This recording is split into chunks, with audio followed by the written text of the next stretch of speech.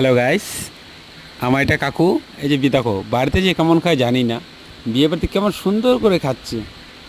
মানে মনে হচ্ছে কেমন বলো তো, বাড়িতে মনে হয় ভাতই খায় না, কিছুই নাই মনে হয় আমার কাকুটার। ও বাবা, সুন্দর করে খাচ্ছে, এমনি খাওয়া দাওয়া ভালো, গালগুলো তো একটুকুও ফুলে নাই।